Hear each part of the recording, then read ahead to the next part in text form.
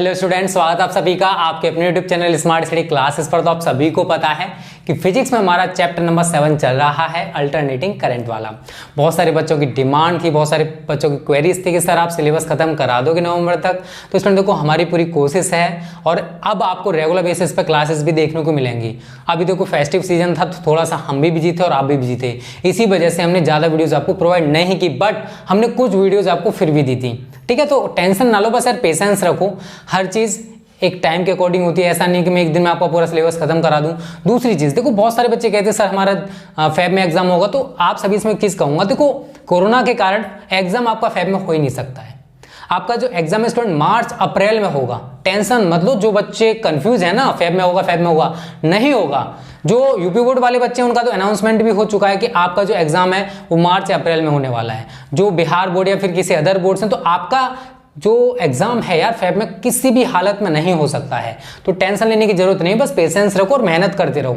Syllabus बहुत अच्छे से होगा, अगर ना हो तब बोलना, ठीक है। आप अदर चैनल से भी देख सकते हो, सभी का सिलेबस लगभग सेम ही चल रहा है यार, क्यों टेंशन ले रहे हो, ठीक है। तो आज हम पढ़ने वाले हैं प्रत्यावर्ती वोल्टेज एवं प्रत्यावर्ती धारा या alternating voltage and alternating current के बारे में। बहुत ही इजी डेफिनेशंस हैं, यहाँ पर मैंने थोड़ा सा थ्योरी लिख दिया क्योंकि यहाँ पर थ्योरेटिकल है, इसी वजह से, ठीक है। बात करते हैं कि हमने लिखा क्या है। तो देखो स्टूडेंट, अगर कोई कॉइल है, मैंने आपको बताया था कि अगर कोई कुंडली है किसी चुंबकीय क्षेत्र में रखी हुई है, उसको घुमाते हैं तो उसके सिरों के बीच जो प्रेरित विद्युत वाहक बल है या विद्युत वाहक बल कितना उत्पन्न होता है, आप सभी को बताया जा चुका है। तो अगर हमने उस कॉइल से कोई सर्किट जोड़ दिया, अगर हमने जो कॉइल थी, जो कुंडली थी, अगर हमने उससे कोई परिपथ जोड़ दिया, तो परिपथ के सिरों के बीच प्रेरित विद्युत वाहक बल की तरह, ठीक है, प्रेरित विद्युत वाहक बल की तरह, प्रेरित विद्युत वाहक बल उसको हम नहीं कहेंगे, प्रेरित विद्युत वाहक बल की तरह एक वोल्टेज उत्पन्न हो जाएगा, ठीक है स्टूडेंट। तो जो कुंडली थी, अगर हमने उसके साथ कोई परिपथ या सर्किट जोड़ दिया, तो कुंडली के सिरों के बीच प्रेरित विद्युत वाहक बल की तरह एक वोल्टेज उत्पन्न हो जाएगा, जिसको हम कहते हैं प्रत्यावर्ती वोल्टेज। जो कुंडली के प्रथम अर्धचक्र में, बहुत सारे बच्चों का कंफ्यूजन रहेगा, इसका मैं आंसर आपको दे दूं। तो यहाँ पर अगर मैं VI प्रत्यावर्ती वोल्टेज और प्रत्यावर्ती धारा है, यहाँ पर प्लस ऊपर की ओर पॉजिटिव, नीचे की ओर नेगेटिव रहेंगी। समय t के सापेक्ष हम इनके बीच ग्राफ खींचना चाहते हैं। तो स्टूडेंट होगा क्या, प्रत्यावर्ती वोल्टेज हो या प्रत्यावर्ती धारा हो, ये धारा का डायरेक्शन देख सकते हो आप, इस तरीके से धारा चलेगी हमारी, प्रत्यावर्ती धारा है ये, ठीक है। इस तरीके से हम इसको पूरा कर देंगे यहाँ तक, ठीक है। अब वोल्टेज है, वोल्टेज थोड़ा सा इससे बढ़ के दिखाओगे आप सभी, तो वोल्टेज के जो ये होंगे ना थोड़े से बड़े दिखाओगे इस तरीके से, बट खत्म एक ही जगह होंगे दोनों, ठीक है ना। डायग्राम आप इस तरीके से अच्छा सा बना लेना, ठीक है। ये आपका एक ही जगह खत्म होंगे दोनों के दोनों, ठीक है ना, यहाँ पर, ठीक है स्टूडेंट। तो ये हमने ऊपर को जो दिखाया स्टूडेंट, ये तो हमारा है प्रत्यावर्ती वोल्टेज, ठीक है। और ये जो रेड है, ये है हमारी प्रत्यावर्ती धारा। आप समझने का प्रयास करना। देखो, अगर प्रत्यावर्ती धारा ऊपर की ओर अधिकतम है, ऊपर की ओर यहाँ पर देखो, यहाँ पर मैक्सिमम होगी, यहाँ पर फिर 0 हो जाएगी, फिर नीचे की ओर अधिकतम होगी, फिर 0 हो जाएगी। तो अगर आप एंगल देखना चाहते हो तो यहाँ पर शुरुआत में देखो, यहाँ पर तो 0 डिग्री होगा, यहाँ पर जब पहुँचेगी, मतलब यहाँ पर जब पहुँचेगी, तो स्टूडेंट ये जो एंगल है आपका, ये कितना हो जाएगा 90 डिग्री। यहाँ पर कितना होगा 90 डिग्री होगा, ठीक है। उसके बाद यहाँ पर जब आएगी तो 180 डिग्री हो जाएगा, फिर यहाँ पर जब आएगी, ठीक है ना, नीचे की ओर, तो यहाँ पर आपका 270 डिग्री हो जाएगा, और यहाँ पर जब पहुँचेगी स्टूडेंट तो 360 डिग्री एंगल हो जाएगा, ठीक है। तो यहाँ पर हमने एंगल दिखा दिए कि किस प्रकार से जो कॉइल है घूमने वाली है, ठीक है। तो यहाँ पर जब धारा पहुँचेगी तो यहाँ पर होगा इसका मान मैक्सिमम। तो प्रत्यावर्ती धारा का जो अधिकतम मान है उसको हम I0 से रिप्रेजेंट करते हैं, जिसको कहते हैं प्रत्यावर्ती धारा का शिखर मान। क्या कहते हैं, प्रत्यावर्ती धारा का शिखर मान। और अगर नीचे की ओर अधिकतम हो रही है, ठीक है, नीचे की ओर हो रही है, तो -I0 दिखाओगे आप सभी। क्या दिखाओगे, -I0। ये तो हमने बात कर ली स्टूडेंट प्रत्यावर्ती धारा की। सेम प्रोसेस हम करेंगे प्रत्यावर्ती वोल्टेज के साथ। तो अगर अब प्रत्यावर्ती वोल्टेज ऊपर की ओर अधिकतम है तो इसको हम V0 दिखाएंगे। क्या दिखाएंगे, V0।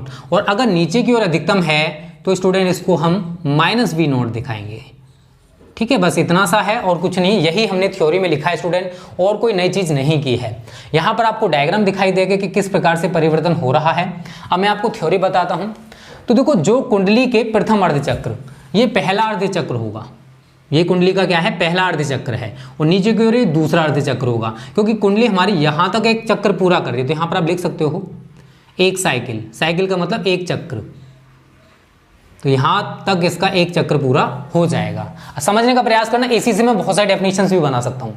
प्रत्यावर्ती धारा एक साइकिल पूरा करने में जितना समय लेती है उसको हम आवर्तकाल कहते हैं, और एक साइकिल में या फिर एक सेकंड में कह सकते हो कि एक सेकंड में प्रत्यावर्ती धारा जितने चक्कर लगाती है या जितने साइकिल पूरा करती है उनको हम क्या करते हैं, आवृत्ति या फ्रीक्वेंसी, ठीक है ना। तो प्रत्यावर्ती धारा एक सेकंड में जितने साइकिल पूरा करती है उसे आवृत्ति कहते हैं, और एक साइकिल पूरा करने में जितना समय लेती है उसको कैपिटल टी या आवर्तकाल कहा जाता है। तो बहुत इजी डेफिनेशंस हैं, आप आसानी से इनको बना सकते हो। बहुत सारी टर्म्स में बताऊंगा आपको, प्रत्यावर्ती धारा का माध्य या औसत मान, प्रत्यावर्ती धारा का वर्ग माध्य मूल मान, आज बहुत सारी चीजें आप बेसिक समझोगे। इन्हीं से हम आगे जो विभिन्न प्रकार के प्रत्यावर्ती धारा परिपथ हैं वो डिस्कस कर पाएंगे। तो आज की वीडियो आप सभी के लिए बहुत ज्यादा इंपॉर्टेंट है स्टूडेंट, ठीक है। अब देखो कुंडली के प्रथम अर्ध चक्र में, मतलब इधर साइड, ये कुंडली का हमारा क्या है, प्रथम अर्ध चक्र है, और ये दूसरा अर्ध चक्र है। तो कुंडली के प्रथम अर्ध चक्र में एक दिशा में ऊपर की ओर पहले शून्य से अधिक हुई और फिर शून्य हो गई, शून्य से अधिक होकर पुनः शून्य होगा। आप सभी देख रहे हो, शून्य से अधिक हुआ और फिर शून्य हो गया, ठीक है। ये क्या, मैं किसकी बात कर रहा हूं, वोल्टेज की, किसकी बात कर रहा हूं, वोल्टेज की। तथा अगले अर्ध चक्र में विपरीत दिशा में शून्य से अधिक होकर पुनः शून्य हो जाएगा। तो ऐसे वोल्टेज को हम क्या कहते हैं, प्रत्यावर्ती वोल्टेज या अल्टरनेटिंग वोल्टेज कहा जाता है। आप सभी देख रहे हो, और प्रत्यावर्ती वोल्टेज का अगर आप समीकरण देखोगे ना, तो आप सभी ने पढ़ा था E बराबर ई नॉट साइन ओमेगा टी। इसी के बेस पर हम इसका सूत्र बना सकते हैं, E की जगह V कर दो तो V बराबर V naught sine omega t, ठीक है स्टूडेंट। तो हमारे ये सूत्र बन गया किसके लिए, प्रत्यावर्ती वोल्टेज के लिए। और आपसे अगर कोई पूछता है कि वी नॉट यहां पर क्या है, तो वी नॉट है प्रत्यावर्ती वोल्टेज का शिखर मान, ठीक है ना, शिखर, ये शिखर हो गया यहां तक। अब इसी तरीके से आप प्रत्यावर्ती धारा की भी डेफिनेशन बना सकते हो। तो इस परिपथ में प्रवाहित धारा भी वोल्टेज के साथ आवर्त रूप से, आवर्त रूप का मतलब जान रहे हो, शून्य से अधिक होगी फिर शून्य होगी, फिर विपरीत दिशा में शून्य से अधिक होगी फिर शून्य हो जाएगी, आवर्त रूप से बदलेगी, अर्थात एक निश्चित समय के पश्चात अपने पूर्व मान व दिशा को प्राप्त होगी। आप सभी देख रहे हो, जीरो से चलना स्टार्ट किया, फिर ये टॉप पर पहुंची धारा, फिर उसके बाद फिर जीरो हो गई, फिर नीचे की ओर फिर अधिक हुई, फिर जीरो हो गई। तो ऐसी धारा को अल्टरनेटिंग करंट कहा जाता है, प्रत्यावर्ती धारा कहा जाता है। यही हमने यहां पर लिखा है कि एक निश्चित समय के पश्चात अपने पूर्व मान व दिशा को, ये इसकी पूर्व मान व दिशा मान लो, फॉर एग्जांपल मान के चलो ये जीरो से चलेगी, यहां पर भी देखो जीरो से स्टार्ट हो रही है, यहाँ जीरो है, फिर 90 आएगा, फिर 180 आएगा, 180 पर इसका अर्ध चक्र पूरा होगा, फिर 270 डिग्री आएगा, फिर 360 डिग्री होगा। तो स्टूडेंट ऐसी धारा को जो आवर्त रूप से बदल रही है समय के साथ, उसको हम कहते हैं अल्टरनेटिंग करंट या प्रत्यावर्ती धारा। और इसके लिए भी सूत्र आप सभी ये याद रख लेना, I बराबर I naught sine omega T. जहां आप आई नॉट लिखना चाहते हो तो लिख सकते हो, आई नॉट इजिकल टू क्या है, प्रत्यावर्ती धारा का शिखर मान। क्या है, प्रत्यावर्ती धारा का शिखर मान, ठीक है। तो अगर आपसे कोई पूछता है कि प्रत्यावर्ती वोल्टेज या प्रत्यावर्ती धारा किसे कहते हो, तो आप आसानी से बता सकते हो कि ऐसे वोल्टेज या धारा जो समय के साथ आवर्त रूप से बदलते हैं, अर्थात जीरो से बढ़कर अधिकतम मान को पहुंचते हैं, फिर शून्य हो जाते हैं, तथा कुछ समय पश्चात विपरीत दिशा में शून्य से अधिक होकर फिर शून्य हो जाते हैं। तो ऐसे वोल्टेज या धारा को हम प्रत्यावर्ती वोल्टेज या प्रत्यावर्ती धारा कहते हैं। और इनके इक्वेशंस की बात करेंगे तो आप सभी इन सूत्र को याद रख लेना, V बराबर V naught sine omega t and I बराबर I naught sine omega t. आप सभी को ये वाले सूत्र याद रख लेने हैं। बात आती है कि इसी से रिलेटेड कुछ डेफिनेशंस आप सभी जान लो। अगर मैं आवर्तकाल की बात करूंगा, टाइम पीरियड की बात करूंगा, तो देखो प्रत्यावर्ती धारा जो है वो एक साइकिल यहां तक पूरा हो रहा है, ये आधा चक्र पूरा, और यहां पर इसका पूरा एक चक्र हो जाएगा। तो यहां तक पहुंचने के लिए प्रत्यावर्ती धारा यहां तक पहुंचने के लिए या फिर एक साइकिल या एक चक्र पूरा करने के लिए जितना समय लेती है उसको आवर्तकाल या टाइम पीरियड कहा जाता है। और एक सेकंड में प्रत्यावर्ती धारा एक सेकंड में जितने साइकिल पूरा करते हैं, जितने चक्र पूरा करती है, अब एक सेकंड का टाइम है प्रत्यावर्ती धारा के पास, वो कितने चक्कर लगाती है, ऐसे कितने चक्कर लगाएगी, ऐसे कितने साइकिल पूरा करेगी, उसको हम कहते हैं फ्रीक्वेंसी, आवृत्ति। और हमारे घरों में जो प्रयुक्त होती है ना धारा, प्रत्यावर्ती धारा, उसकी जो फ्रीक्वेंसी है स्टूडेंट वो होती है 50 साइकिल पर सेकंड, अर्थात इसका मतलब जानते हो कि जो प्रत्यावर्ती धारा है वो 1 सेकंड में 50 साइकिल पूरा करती है, 50 चक्र लगा लेती है। अमेजिंग लग रहा है ना। इसका मतलब जानते हो कि आपके घरों में जो बल्ब जल रहा है ना वो 1 सेकंड में 50 बार जल रहा है, बुझ रहा है, जल रहा है, बुझ रहा है, ठीक है, बट आपको महसूस नहीं होगा, ठीक है। तो सुनिए, प्रत्यावर्ती वोल्टेज और प्रत्यावर्ती धारा शॉर्ट हेडिंग्स हैं, आप सभी को तैयार हो जाएंगी, बहुत ईजी है। ये डायग्राम है आपका, इसी से आप पूरा का पूरा समझ सकते हो थ्योरी को। बहुत सिंपल तरीके से मैंने आपको बताया कि अगर किसी कॉइल के साथ हमने कोई परिपथ जोड़ दिया तो परिपथ के सिरों के बीच प्रेरित विद्युत वाहक बल की तरह एक वोल्टेज उत्पन्न हो जाएगा जो कुंडली के प्रथम अर्ध चक्र में, जो कुंडली के प्रथम अर्ध चक्र में एक दिशा में, ठीक है ना, ऊपर की ओर, किसी भी दिशा की बात कर सकते हैं, ठीक है ना। हम ऊपर की बात करें फिर दूसरी दिशा हो जाएगी, तो किसी एक दिशा में शून्य से अधिक होकर पुनः शून्य होगा तथा अगले अर्ध चक्र में विपरीत दिशा में शून्य से अधिक होकर पुनः शून्य हो जाएगा। तो ऐसे वोल्टेज को हम प्रत्यावर्ती वोल्टेज कहते हैं। और इसके इक्वेशन की बात करें तो V बराबर V not sine omega T है। V नॉट प्रत्यावर्ती वोल्टेज का शिखर मान है, ओमेगा आप सभी जानते हो कोणीय वेग है, और टी वो समय है जिसमें परिवर्तन हम लोग देख रहे हैं। और अगर हम इसी से रिलेटेड प्रत्यावर्ती धारा की बात करें तो इस परिपथ में प्रवाहित धारा भी, अब देखो वोल्टेज है तो धारा तो जरूर होगी, ऐसा तो हो नहीं सकता कि केवल वोल्टेज ही हो किसी सर्किट में, तो वोल्टेज के साथ आवर्त रूप से बदलेगी। मतलब जैसे वोल्टेज परिवर्तित हो रहे थे उसी तरीके से धारा भी हमारी परिवर्तित होगी, अर्थात शून्य से अधिकतम मान को पहुंचेगी, फिर अधिकतम मान से शून्य हो जाएगी, फिर विपरीत दिशा में शून्य से अधिक होगी, फिर शून्य हो जाएगी। तो ऐसी धारा को हम अल्टरनेटिंग करंट या प्रत्यावर्ती धारा कहते हैं। यहां तक आपको सब कुछ क्लियर है, और इसका इक्वेशन भी आप सभी ये तैयार कर लेना, ठीक है स्टूडेंट। तो जल्दी से इसका स्क्रीनशॉट ले लो, फिर आगे बात करते हैं प्रत्यावर्ती धारा का आवर्तकाल, ठीक है ना। शॉर्ट हेडिंग्स जानते हैं जो कि इसी से निकल के आएंगे। रटना नहीं, समझना है, बहुत इजी फिजिक्स है, बस समझने का प्रयास करो। और अगली जो वीडियो आएगी उसमें आपको मैं प्रत्यावर्ती धारा परिपथ पढ़ाने वाला हूं, जो कि आप सभी के लिए बहुत ही ज्यादा इंपॉर्टेंट है, ठीक है। तो बस मेहनत करते रहो, सिलेबस की टेंशन आप सभी ज्यादा ले रहे हो मुझे लग रहा है, ठीक है। तो देखो जितना हम लोग मेहनत कर सकते हैं उतना करने का प्रयास करना है, ठीक है। तो और देखो ऐसा नहीं कि आपकी क्लासेस केवल हम जो थ्योरेटिकल यही आपको प्रोवाइड करें, न्यूमेरिकल्स भी आप सभी देख सकते हो, प्रैक्टिस सेट में ऑब्जेक्टिव क्वेश्चंस, इंपॉर्टेंट क्वेश्चंस, यार बहुत सारी चीजें भी तो चल रही हैं। आप सभी बस एक चीज देख लेते हो कि हमारा सिलेबस में ये नहीं हुआ, वो नहीं हुआ, ये चैप्टर है गया, वो चैप्टर है गया, बट यार और भी चीजें तो हम लोग कराते हैं, उन्हें भी तो देखा करो कम से कम। चलो अगले हेडिंग डाल लो, प्रत्यावर्ती धारा का आवर्तकाल। प्रत्यावर्ती धारा का आवर्तकाल, आवर्तकाल इंग्लिश में लिख लो time period of alternating current, time period of alternating current. तो सेम अभी मैंने आपको कुछ देर पहले ही बताया, इसकी डेफिनेशन तो आप आसानी से बना सकते हो बच्चों, ठीक है। क्या बनाओगे, प्रत्यावर्ती धारा एक साइकिल पूरा करने में, चलो लिख दे रहा हूं मैं, प्रत्यावर्ती धारा एक साइकिल, साइकिल का मतलब चलाने वाली नहीं है, ठीक है, ये साइकिल का मतलब चक्र होता है। एक साइकिल पूरा करने में जितना समय लेती है, जितना समय लेती है उसे आवर्तकाल कहते हैं, उसे आवर्तकाल कहते हैं।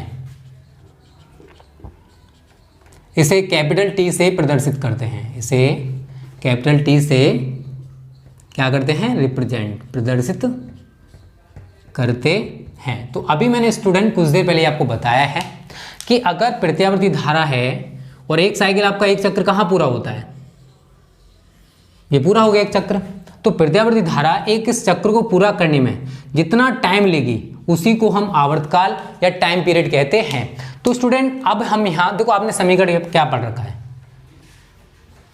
समीकरण पढ़ रखा आपने, I बराबर I not sine omega T, sign omega T, यही तो पढ़ रखा है। तो अगर हम मान के चलें कि जो प्रत्यावर्ती धारा है उसमें जो टाइम लग रहा है एक चक्र पूरा करने में वो टी नहीं लग रहा है, टी से ज्यादा लग रहा है, तो हम यहाँ पर टी से क्या यूज करेंगे, एक्स्ट्रा टाइम क्या लेंगे, मैं टी के स्थान पर T plus 2 pi upon omega use करेंगे, ठीक है ना। क्या यूज करेंगे, यहाँ पर जो आपको t दिखाई दे रहा है इसके स्थान पर अगर हम t प्लस 2π/ω मतलब एक्स्ट्रा टाइम ले रहे हैं यहाँ पर, और जो एक्स्ट्रा टाइम लग रहा है स्टूडेंट उसी को हम आवर्तकाल कहते हैं रखने पर, ठीक है ना। इसको हम रखेंगे रखने पर, तो I बराबर I0 साइन ओमेगा रख दो t प्लस 2π/ω, ठीक है स्टूडेंट। कुछ नहीं किया मैंने, जो टाइम t आपको दिखाई दे रहा है इसकी जगह हमने t प्लस 2π/ω मतलब एक्स्ट्रा टाइम ले लिया है। क्लियर है। अब आगे बात करेंगे, is equal to I0 sine omega का अंदर मल्टीपल कर दो ओमेगा टी प्लस I0 को चलो बाहर ही रहने देते हैं, ठीक है ना, ऐसे करके, प्लस साइन ओमेगा का अंदर मल्टीपल कर लो, बात वही है, साइन ओमेगा इंटू 2π/ω, ओमेगा से omega cancel, is equal to I0 sine omega t plus sine 2π, sine 2π का मतलब जानते हो साइन 360 डिग्री, क्योंकि पाई का मतलब कितना होता है 180 डिग्री, तो ये साइन 360 डिग्री है।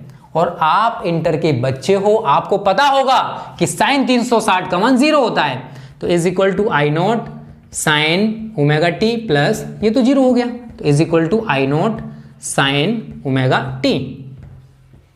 ये हमारे देखो इक्वेशन वही निकल के आई, इक्वेशन में कोई भी चेंज आपको दिखाई नहीं दे रहा है, लेकिन आपको इस इक्वेशन से क्या दिखाई दे रहा है, इसको इक्वेशन में फर्स्ट मान लो। समीकरण 1 से स्पष्ट है कि 2π/ω समय के पश्चात जो प्रत्यावर्ती धारा है वो अपने पूर्व मान एवं दिशा को प्राप्त कर रही है।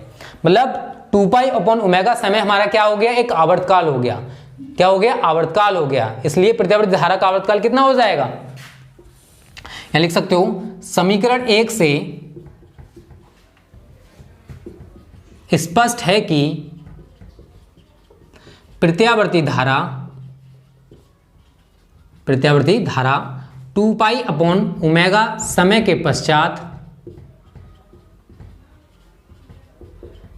अपने पूर्व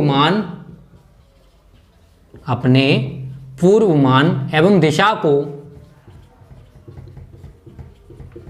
प्राप्त कर रही है। ठीक है ना, आपने देखा क्या, हमने t की जगह 2π, t की जगह हमने क्या यूज किया, t प्लस 2π/ω, हमने यहां पर लगा के देखा, और एट द लास्ट हमने क्या देखा कि जो हमारे इक्वेशन था शुरुआत में वही हमको प्राप्त हो गया। तो हमने यहां से एक निष्कर्ष निकाल लिया कि जो प्रत्यावर्ती धारा है वो 2π/ω समय के पश्चात अपने पूर्व मान एवं दिशा को प्राप्त कर रही है, इसलिए प्रत्यावर्ती धारा का आवर्तकाल, इसलिए प्रत्यावर्ती धारा का आवर्तकाल। राइटिंग अगर टेढ़ी मेढ़ी हो ना तो थोड़ा एडजस्ट कर लिया करो यार, बोल भी तो रहा हूं ना मैं, वो भी तो लिख सकते हो यार। तो इसको हम कैपिटल टी से लेते हैं, तो कैपिटल टी बराबर क्या सूत्र बन गया बच्चों, 2π/ω, ठीक है, क्योंकि हमने डेफिनेशन में क्या पढ़ा था कि प्रत्यावर्ती धारा एक साइकिल पूरा करने में जितना समय लेती है उसे आवर्तकाल या टाइम पीरियड कहते हैं, और इसे हम कैपिटल टी से रिप्रेजेंट करते हैं। अब हमारे पास जो इक्वेशन था I बराबर I0 साइन ओमेगा टी में हमने t के स्थान पर t प्लस 2π/ω रखकर देखा, और हमने लास्ट में क्या देखा कि जो प्रत्यावर्ती धारा का समीकरण शुरुआत में था वही हमें प्राप्त हो गया। तो इसका मतलब क्या है कि जो प्रत्यावर्ती धारा है वो 2π/ω समय के पश्चात अपने पूर्व मान एवं दिशा को प्राप्त कर रही है, इसलिए प्रत्यावर्ती धारा का आवर्तकाल कितना होगा बच्चों, 2π/ω होगा। क्लियर है ना, कितना होगा, 2π/ω। तो हम क्या कह सकते हैं कि जो प्रत्यावर्ती धारा है वो एक साइकिल पूरा करने में 2π/ω का टाइम ले रही है। क्लियर है सभी को, तो जल्दी से इसका स्क्रीनशॉट ले लो। ये भी हमारी शॉर्ट हेडिंग कंप्लीट हो चुकी है। ठीक है बच्चों, अब जानते हैं आवर्ती प्रत्यावर्ती धारा की जो फ्रीक्वेंसी होती है उसके बारे में। बहुत ही अच्छी अच्छी छोटी छोटी हेडिंग्स हैं, बट ये भी आपके लिए जरूरी है, क्योंकि जब आप न्यूमेरिकल करोगे तो यही चीजें निकल के आएंगी, फिर वहां पर आप कंफ्यूज हो जाओगे। तो अगली हेडिंग डालो, प्रत्यावर्ती धारा की आवृत्ति, फ्रीक्वेंसी ऑफ एसी या अल्टरनेटिंग करंट। एयर कंडीशनर नहीं है, ठीक है ना, एसी का मतलब अल्टरनेटिंग करंट होता है। और जिन बच्चों ने वीडियो को लाइक नहीं किया, लाइक कर दो, कोर्स की टेंशन ना लो यार, मेरे पास फेथ रखो, हम जितना मेहनत कर सकते हैं यार कर रहे हैं, ऐसा नहीं है कि आप सभी के साथ धोखा किया जा रहा है। ठीक है, प्रत्यावर्ती धारा की आवृत्ति। और आपको कल से ज़्यादा वीडियोस मिलेंगे अगर आपको फिजिक्स केमिस्ट्री की टेंशन है तो। ठीक है, मेरे को आप सभी की ये टेंशन दिखाई दे रही है। प्रत्यावर्ती धारा की आवृत्ति इंग्लिश में लिखना चाहते हो तो लिख लेना बच्चों, फ्रीक्वेंसी ऑफ अल्टरनेटिंग करंट या फ्रीक्वेंसी ऑफ एसी। अभी मैंने आपको बताया था कि जो प्रत्यावर्ती धारा है वो 1 सेकंड में जितने साइकिल पूरा करती है, 1 सेकंड में जितने चक्कर लगाती है, उसी को फ्रीक्वेंसी कहते हैं। तो आप यही लिख सकते हो, प्रत्यावर्ती धारा 1 सेकंड में जितने साइकिल पूरा करती है, जितने साइकिल पूरा करती है, उसे प्रत्यावर्ती धारा की आवृत्ति कहते हैं। प्रत्यावर्ती धारा की आवृत्ति कहते हैं। इसे स्मॉल एफ से, एफ है ठीक है ना स्मॉल वाली, इसे स्मॉल एफ से प्रदर्शित करते हैं,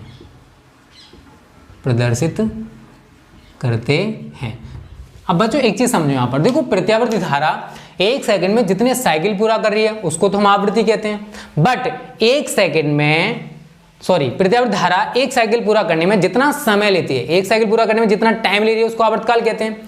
तो अगर हम आवृत्ति और टाइम पीरियड में रिलेशन निकालें ना, तो दोनों एक दूसरे की रेसिप्रोकल मतलब एक दूसरे के व्युत्क्रमानुपाती होते हैं। तो हम यहाँ लिख सकते हैं,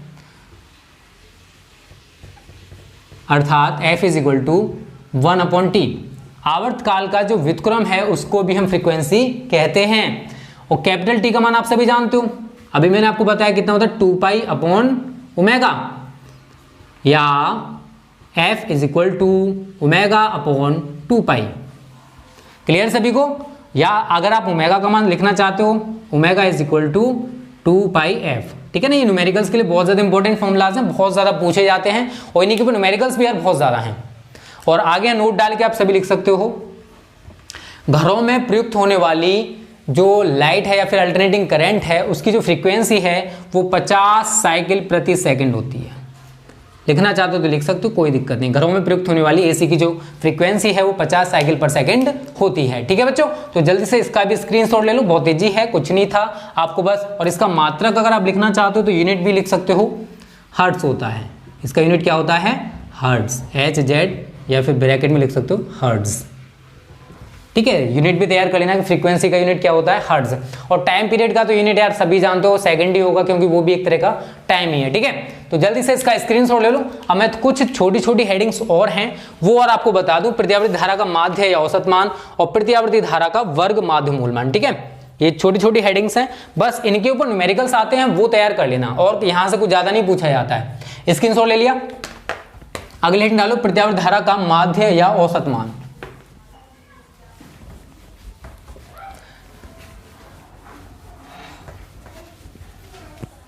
ठीक है, प्रत्यावर्ती धारा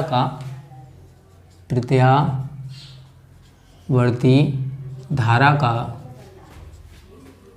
माध्य, ब्रैकेट में लिख लो औसत मान, main value of alternating current. तो यहां पर मैं अल्टरनेटिंग करंट का एक छोटा सा डायग्राम बना दे रहा हूं।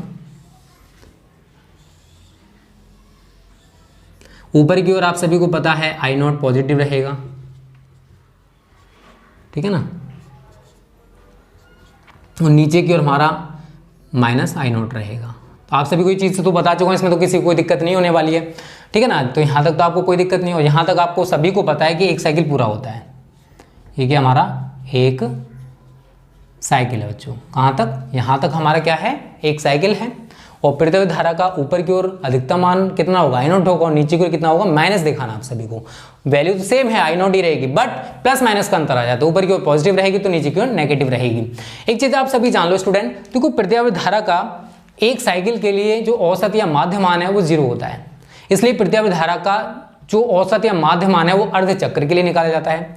प्रथम अर्ध चक्र के लिए इसका जो औसत या माध्य मान है वो पॉजिटिव रहता है, और दूसरे अर्ध चक्र के लिए नेगेटिव रहता है। तो मैं यहाँ पर यही चीजें लिखने वाला हूँ कि प्रत्यावर्ती धारा का एक साइकिल के लिए औसत मान 0 होता है, लेकिन अर्ध चक्र के लिए इसका मान 0 नहीं होता। प्रथम अर्ध चक्र के लिए औसत मान धनात्मक एवं द्वितीय अर्ध चक्र के लिए औसत मान ऋणात्मक होगा, ठीक है ना। इतने में किसी को दिक्कत नहीं है। अब देखो स्टूडेंट, अर्ध साइकिल के लिए औसत मान ज्ञात किया जाता है, तो कैसे ज्ञात करेंगे, बस आपको उसे जरूरत नहीं उसको पढ़ने की, बस ये छोटी सी चीजें जान लो जो मैं लिख रहा हूं। प्रत्यावर्ती धारा का प्रत्यावर्ती धारा का एक साइकिल के लिए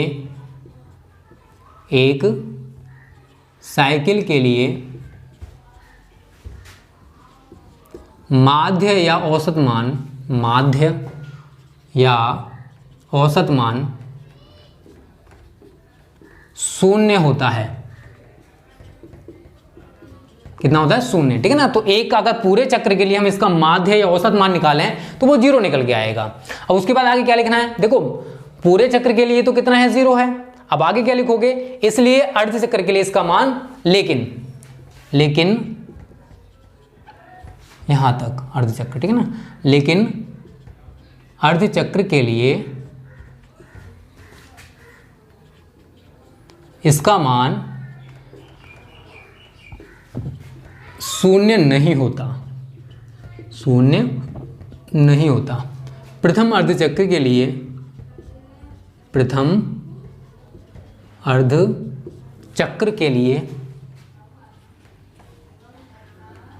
इसका मान धनात्मक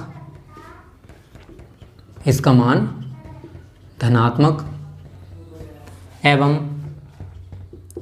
द्वितीय अर्धचक्र के लिए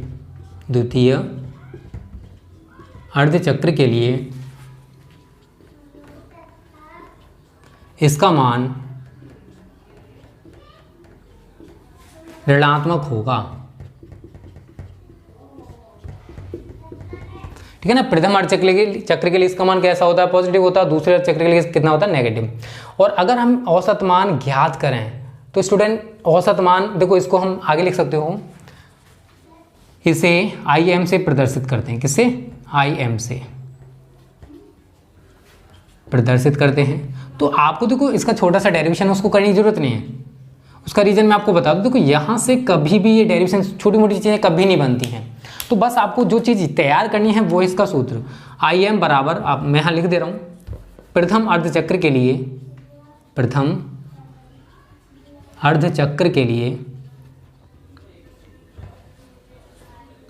प्रत्यावर्ती धारा का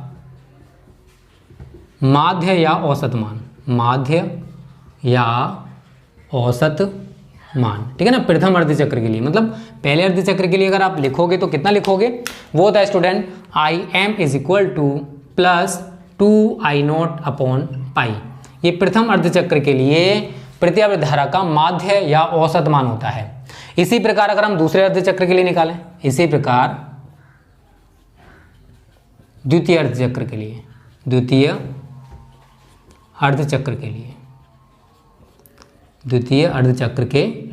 कुछ नहीं करना यार। जो प्लस लगाया ना वहां पर केवल आप माइनस लगा दो।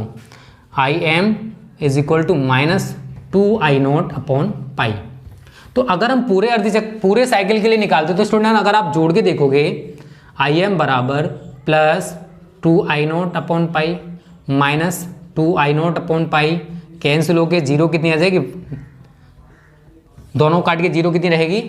मतलब वैल्यू कितनी आएगी? 0। तो प्रत्यावर्ती धारा का एक साइकिल के लिए, एक पूरी साइकिल के लिए, एक पूरे चक्र के लिए जो माध्य औसत मान होता है स्टूडेंट वो तो 0 होता है। इसी वजह से प्रत्यावर्ती धारा का माध्य या औसत मान इसके अर्धचक्र के लिए निकाला जाता है। प्रथम अर्धचक्र के लिए इसका जो मान है वो पॉजिटिव होगा और जो दूसरा अर्धचक्र है ये वाला, इसके लिए नेगेटिव होगा। इस तरीके से आप इन सूत्रों को लिख लेना, इन्हीं के ऊपर न्यूमेरिकल्स होंगे। और अगर आप इसी तरीके से वोल्टेज के लिए निकालना चाहते हो तो कुछ नहीं है, Vm बराबर plus 2V0 upon pi and Vm is equal to minus 2V0 upon pi. इस तरीके से उनके लिए भी सूत्र बन जाएंगे। तो आपको देखो इनको तैयार कर लेना है, न्यूमेरिकल्स पर्पज से इंपॉर्टेंट है। वैसे यहाँ से यार कुछ नहीं बनता है, बट आप सभी को हम हर एक हेडिंग करा रहे हैं, इसी वजह से इनको भी करा दिया है। ठीक है, यहां तक किसी को कोई दिक्कत नहीं होगी। जल्दी से इसका स्क्रीनशॉट ले लो। अगली हेडिंग डिस्कस करते हैं, प्रत्यावर्ती धारा का वर्ग माध्य मूल मान। यहां से भी न्यूमेरिकल बनता है, मिटा दें इसको। चलो, तो बहुत इजी है फिजिक्स से यार, बस समझो। प्रत्यावर्ती धारा का वर्ग माध्य मूल मान। तो आज आप ये सारी हेडिंग्स प्रिपेयर कर लेना, क्योंकि अगली जो हेडिंग्स आएंगी वो मैं कराऊंगा विभिन्न प्रकार के प्रत्यावर्ती धारा परिपथ। वो आप सभी के लिए बहुत ही ज्यादा इंपॉर्टेंट है यार। वहां से तो क्वेश्चन बनना ही बनना, न्यूमेरिकल बने या कुछ भी बने, वहां से बनेगा जरूर। ठीक है, प्रत्यावर्ती धारा का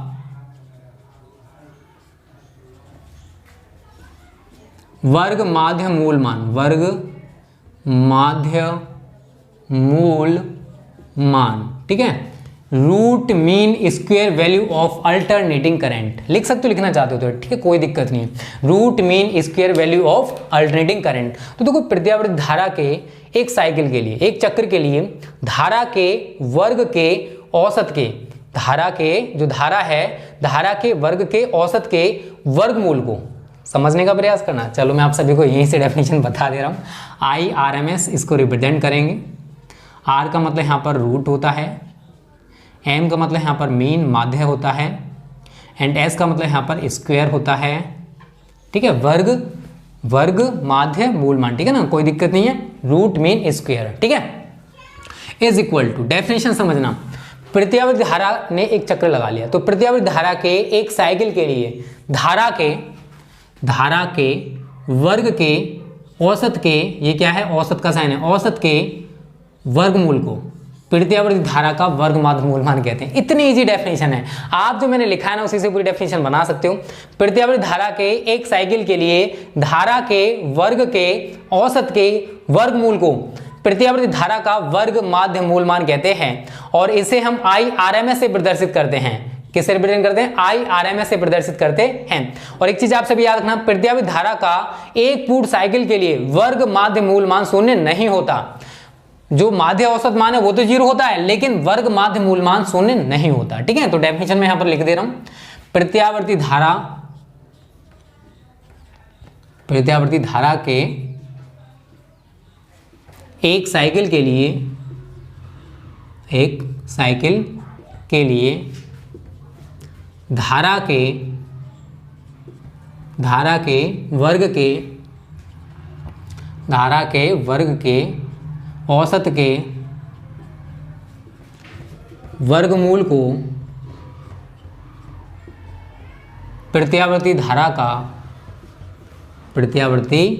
का वर्ग माध्य मूल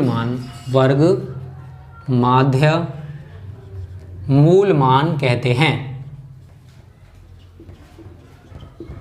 इसे आई आर एम एस से प्रदर्शित करते हैं, ठीक है। डेफिनेशन बहुत ईजी है, मैंने आपको वहां पर लिखा दिया, वही लिख रहा हूं, और नोट में आप सभी लिख लेना, लिखना चाहते हो तो। प्रत्यावर्ती धारा के एक पूर्ण साइकिल के लिए वर्ग माध्य मूल मान शून्य नहीं होता है, ठीक है। तो यहाँ पर आप लिख सकते हो। और हाँ, यहाँ पर जो आपको देखो डेरिवेशन यहाँ पर भी छोटा सा, उसको तैयार करने की जरूरत नहीं है। फिर मैं आप सभी से कह दूं, यहाँ से भी न्यूमेरिकल बनता और कुछ नहीं आएगा, डेफिनेशन आएगी तो छोटी सी हेडिंग लिख देना, चलेगा। इसके साथ आप ये सूत्र दिखा देना, यार एग्जामिनर आपका आधा नंबर भी नहीं काटेगा, मुझे पता है, ठीक है। और आप सभी के लिए जो सूत्र याद रखने हैं वो याद रखने हैं, यहाँ मैं लिख दे रहा हूँ। प्रत्यावर्ती धारा का ये सूत्र तैयार करते जाना संग के संग, वर्ग माध्य मूल मान।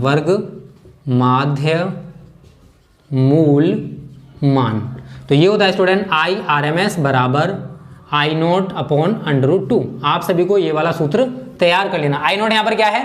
प्रत्यावर्ती धारा का शिखर मान। और इसी प्रकार से अगर आप वोल्टेज के लिए निकालोगे तो यहाँ लिख लेना, प्रत्यावर्ती वोल्टेज का वर्ग माध्य मूल मान। कुछ नहीं करना है यार, आई की जगह वी यूज कर दो, बस सेम सूत्र है। तो वी आर एम एस बराबर वी नोट अपॉन √2। ठीक है स्टूडेंट, तो ये आपके सूत्र हैं, इनको आप तैयार कर लेना, न्यूमेरिकल्स पर्पस से इंपॉर्टेंट है, पूछे जा सकते हैं। और एक चीज आप सभी याद रखो, जो वोल्ट मीटर या फिर अमीटर होते हैं ना, वो वर्ग माध्य मूल मान मापते हैं। क्या मापते हैं? वर्ग माध्य मूल मान। इस चीज को आप सभी याद रखना, ठीक है। नोट में लिखना चाहते हो लिख सकते हो। धारा एवं वोल्टेज को मापने वाले यंत्र वर्ग माध्य मूल मान को मापते हैं, ठीक है।